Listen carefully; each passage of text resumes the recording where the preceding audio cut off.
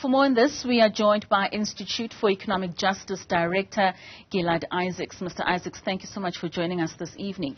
Now, just over a month ago, the countries funding South Africa's transition towards a low-carbon economy was very skeptical in funding South Africa due to the government's inability to give a comprehensive plan as to how the funds will be utilized. What changed? This plan's been in the works for almost a year now, both internally in South Africa and in conversations with those governments externally. Unfortunately, despite the rhetoric of how this must benefit communities, we're very wary of this plan, but also it's been organized and negotiated, written behind closed doors over these last 9 months in particular. We've attended so-called consultation meetings which have really any meaningful query which one has is simply answered with, well, it's market sensitive, it is confidential. And so there really has been very little engagement with this. But we also are concerned that it locks South Africa into a particular energy path with detrimental consequences.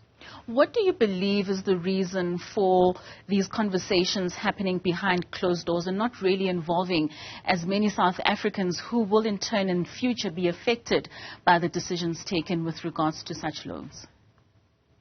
I think to an extent financial contract negotiations are by their nature a confidential process at certain stages, but really I think there's been a deliberate effort to lock out those that might have a opposing view to the nature of these agreements, because it's not just about loaning money, it's about a financing package which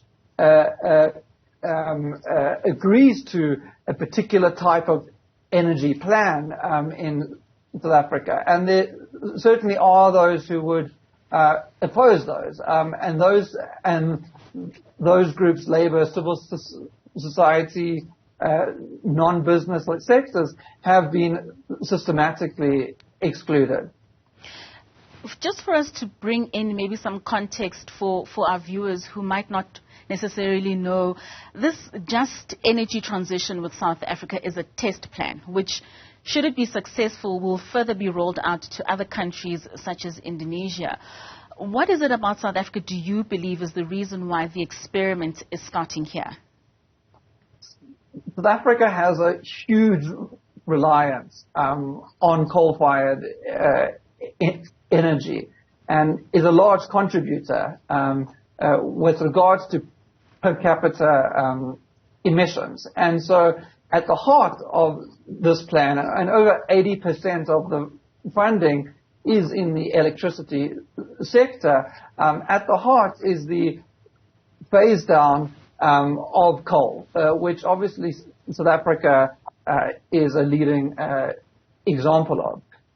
The issue is and of course that's necessary, right? South Africa needs to move towards a system of renewable energy. Unfortunately, what happens with this plan is it puts the onus of that energy provision on the private sector through the independent power producers. But to make that investment attractive, it uses these funds to absorb the risk which those IPPs face. So, for instance, Eskom negotiates agreements with IPPs which guarantees them that Eskom will buy a certain amount of electricity at a certain price over, say, a 20-year period. Now that locks us in, irrespective of the fact that there's been a significant fall in the cost of producing this energy. So it is de-risking these investment opportunities, whilst at the same time, in this example, actually increasing electricity prices in South Africa so that these IPPs have guaranteed profit rates. And speaking on that, I mean, only 4% of this money is in grants, with the rest of it being loans and guarantees. So with regards to the pricing that would be locked in for South Africa with regards to how much electricity will cost in future, even though the price of renewable electricity would have lessened, what would that impact be on ordinary South Africans? Yeah. So I think that loans as a financing instrument in numerous instances is obviously, it is reasonable. There's two factors here.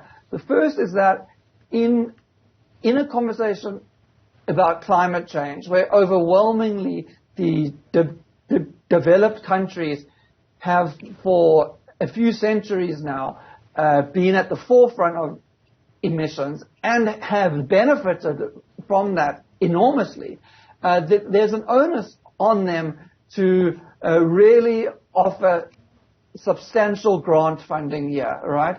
And to use this as an opportunity to bear those costs of moving away from a fossil fuel system.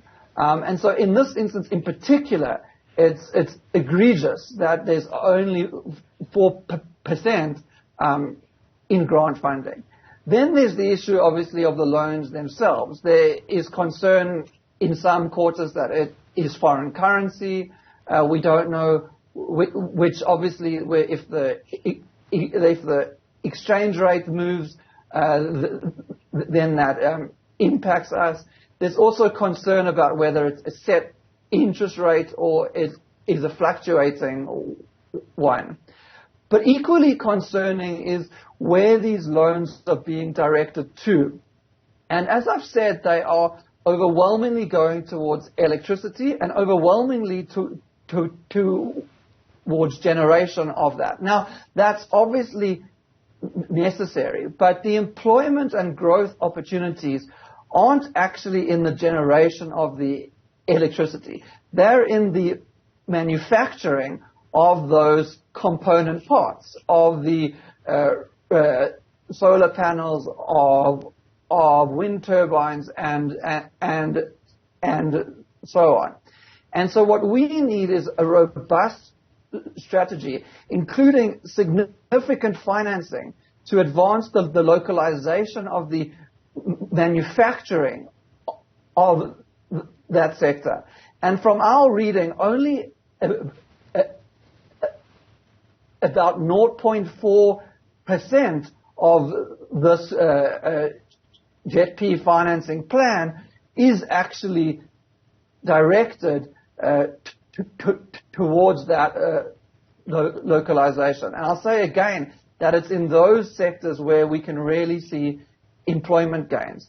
And finally, there isn't a package here to assist workers which will be displaced out of coal value chains. What we're going to see is tens of thousands, if not hundreds of thousands, of mine workers, but also if it is drivers, others involved in those value chains, lose employment. And we need to make sure that financing and grant financing in particular is directed towards a social security fund which can assist those, re-skill them, or provide them with some other form of unemployment assistance.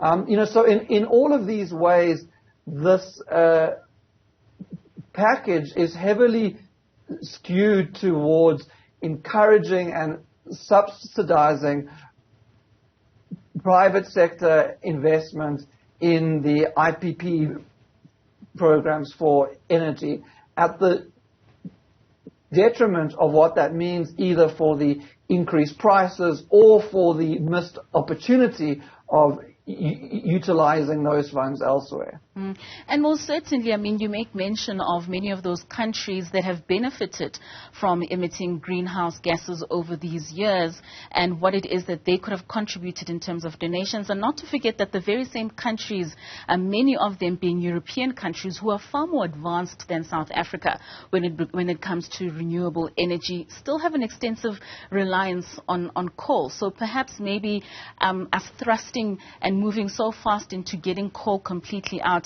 is also just an option that's putting us in this financial mix. Unfortunately, that's all we have time for.